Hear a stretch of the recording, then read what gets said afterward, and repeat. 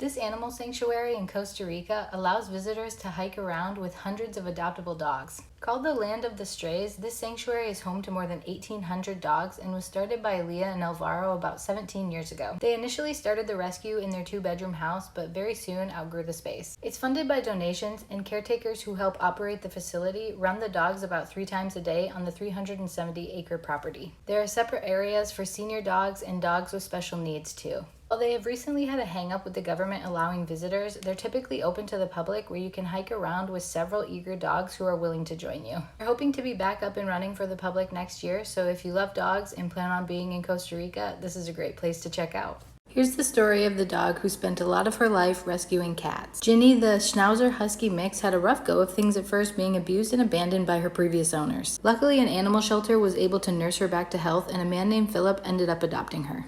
What Philip didn't realize is that Ginny would end up having a special gift of sniffing out and finding cats that were in trouble. She would find cats who were injured, sick, or stuck somewhere, and oftentimes immediately start cleaning and caring for them, which seems to be a pretty unique experience because many of these cats were feral, but it seems they knew and understood that Ginny was there to help. Philip would then take the cats that Ginny found to the animal shelter so they could get proper care. Ginny saved nearly 1,000 cats in her days and left behind a powerful legacy of love, servitude, and compassion.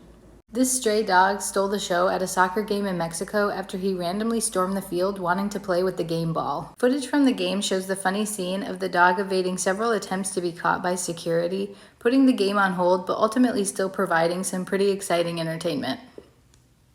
The dog was eventually caught and the game continued, but the story doesn't end there. The team decided to adopt the dog as the team mascot. They'll be taking him to the vet to receive proper care, and he'll also be given a place to live. So thanks to his grand stadium performance, he found himself a new home and a new life.